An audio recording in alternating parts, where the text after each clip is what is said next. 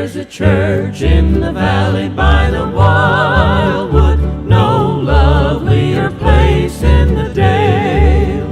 No spot is so dear to my childhood as the little brown church in the vale. Thank you. Good afternoon, everyone. Good afternoon. So about a month ago, I received a call from a good friend of mine. And he called to tell me he was diagnosed with stage 4 stomach cancer and stage 1 lung cancer. And they said that his blood was riddled with cancer cells and they couldn't even tell where all of it was coming from. And he said he would have to go through surgery if they could do surgery, and he would have to go through chemo, and he would have to go through radiation, and even with all of that, they were still just going to add a few years onto his life. He was still going to die. And I remember the night clearly because he called me at 6:50 Sunday night, and I teach a class at 7.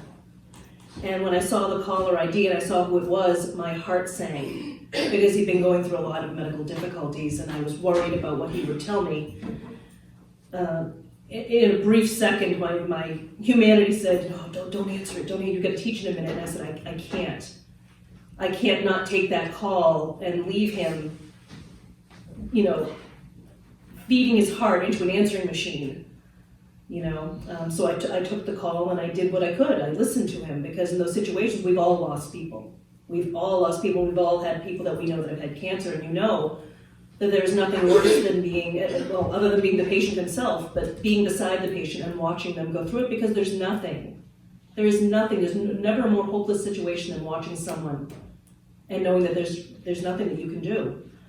And so I listened to him, and I started the conversation with, I have to teach in 10 minutes, so I'm not being rude and I'm not hurrying you. I just want you to know I'll be present for the 10 minutes, but that's all that I have because I have people waiting. And then I called him back afterwards. And he is in his early 40s, not very old at all, and he has 4 daughters through an ex-wife. And to complicate matters in his life, he had gone through a major life change recently, a change of personal direction, if you will. And because of that, he'd lost a lot of friends because they did not approve of the lifestyle that he was choosing to live. And so, facing this diagnosis now, he has no family left other than his children, and that's not a fair burden to put on them.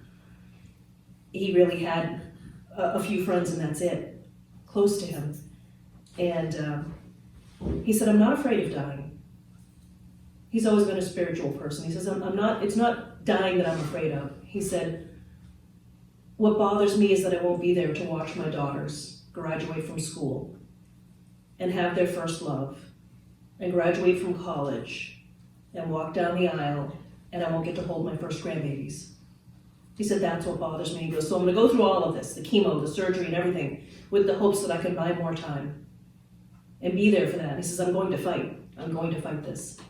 And so I gave him kudos for, having a good attitude and whatnot. And I said to him, "I'm sure that you've heard this, because this is what we all say. If there's anything that I can do, when you know darn well, unless you can take the cancer away and miraculously cure them, there's really not a lot that you can do but be there for them, hold space for them, pray for them." And it bothered me, because I recently lost my mother-in-law, and it was the same thing. She had cancer and dementia. And you want to say, if there's anything that I can do, but it feels so empty that there's not enough language. There are no words to say what your heart wants to say to someone when they're going through something this very, very deep and this impactful. And I thought later, as I was driving and ruminating on this, on the fact that there was nothing that I could do, and I said, maybe there is something that I can do. And I called him and I said, as of this moment, consider me your family. I'm adopting you. As of this moment, if you need to talk about anything at all, you can call me anytime and you won't be bothering me. I want you to consider me family. If you want to call and you want to scream about how unfair it is, if you want to call and say that you're giving up, this is just too much and you don't want to do this anymore, I won't judge you. You can call me and tell me anything. I want to be that person who is there for you, to hear you, and to hold space for you, because that's all I can do. So I said, I want you to take this seriously. This isn't just a friend. I'm doing something friendly for you. I said, because yeah, I can make you dinners and I can come over and help when I can. He's several hours away from me, so it's not an easy commute to make. But I said, I want you to know that I want you to have that connection, to know that you have someone on this earth that is there for you 100% with no judgment. That's not going to say, well, as long as you're not doing this, or you don't feel this way, or... and he really did take that very well. He asked me to do his eulogy for him. And that's also, you think being a minister, you get used to this kind of stuff now. I know you really don't. That's a horrible thing to have to ask at 40-something, to ask one of your friends to plan your eulogy for you. And I was honored to say that I would do that for him, to help him get through this in whatever way, whatever shape, whatever it looks like in the end. And as we all lose people, as we get older, I hate to say it, you lose more and more, as I'm sure those of you out there who's in my age bracket will know. It's obviously never a happy thing, although being spiritualists, we know that they're in a better place. We know that they're not suffering, and in some ways they're the lucky ones because they get to leave all of this and feel that love and that bliss that we can only tap into when we do readings and whatnot, or when we meditate or when we pray. And how sad it is for us that we miss them so much. Because of course, most of us being mediums, you see that on a regular basis with your clients, with your friends. I miss them, I wish they were here. Well, they're right there, just so you know. But it's not the same when you can't hold their hands, you can't have that hug, you can't feel them the same way. And when I thought about it, it really brought back to mind the concept that they say that we are all one. Everything is one thing, but we are all one person, really. And it's so hard as humans. You can spend your life wrapping your brain around that. I don't feel one. I feel pretty individual. I feel like me. I don't feel like you. And I don't feel like you, and I especially don't feel like him. No, I'm me. I'm me and I'm separate and I'm different. And no, you're not. You're really all one.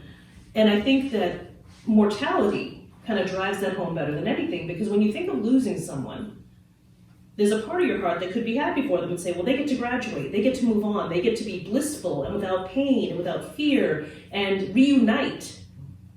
We could really, you'd think, logically, we should be happy for them. They've graduated from this. They're not suffering anymore. They don't have to deal with mortgages. They don't have to deal with petty arguments and dramas and election cycles, But instead, we miss them.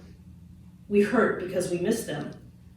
And I think, my opinion is, part of that comes down to, we hurt because a part of us has gone. That part of ourselves realizes we've lost another vantage point, another perspective, another facet of ourselves has gone. And what we're missing is the potential for the future that we would have had with that person, with that personality, and with that vantage point. Let's face it, your friends are the ones you go to when you want the truth. And am I seeing the situation clearly? I need to bounce this off of you. Can you tell me if I'm being rational or if I'm doing too much? You need that other perspective. I once said in a lecture, I posed the question, what if God had a multiple personality disorder and we were all just facets of his personality? But really, there's more truth to that than you know. There really is. In that moment that we can really be one with all things, and it takes a lot of work to get there, you feel that connection to everyone and everything. And so when we lose someone, we're so hard hit. I don't think it's because we're losing somebody else. I think it's because we're losing a part of ourselves. And again, the potential for the future that we saw with that person and that continued love relationship that we would have with them in whatever facet that takes, friendship, family, because even people, when you hear about acquaintances, someone that you maybe didn't know very, very well, not someone you call a good friend, but someone that you knew casually, and they pass away, and it moves you, and you think, wow, I didn't think that I would have this kind of a reaction. I barely knew them. But there's that inner part of your soul that realizes you've just lost another aspect of yourself that's gone on and moved on. And by the same token, the happiness that we see at new births, new children, young innocent babies, and there's that spark of life in them, and there's that part of you that recognizes that was me once, that's me now. There's that whole new potential for another life and another perspective coming up. And why do we feel that it's so important to teach the children? Why do we feel that it's so important to empower them? Because we want them to have a full experience in this lifetime the way that we've had a full experience, and maybe to have it less difficult than we had. Of course, they still have to learn their lessons. They still have to have heartbreaks. They still have to make decisions on their own. Some of them won't be the best. But we have to allow them to do that the way that we were allowed to do that, to have that experience. And so for me, this knowledge of my friend's ultimate eventual passing, and hopefully that will not be for many years, it really did resonate. It really did bring it home again that we are all one. That whether we feel it in that moment or not, we are all connected. And the things that you do for others, those are the things that come back to you as well. It's a very vague thought in my mind. Somewhere their spirit guides are wrapping around that, but the concept of, whatever you do unto the least of me, that kind of a thing. So yeah, I had to take the phone call. I had to be there to answer it and be there to hear him, to let him speak those words and get them off of his chest. I had to be that other human being, that human contact in that moment when he felt so ultimately alone. And who am I going to talk to about this? And there's so many of us out there. There's so many that are lonely. There's so many of us that are suffering. Maybe not in this room, but I'm sure that if you think about it, you know someone somewhere on the fringes of your life who's feeling lonely or alienated or who's going through things. Maybe even some people in this room. Just know, as they say, what goes around comes around. And as you help others, that help comes back to you. I can't prove it.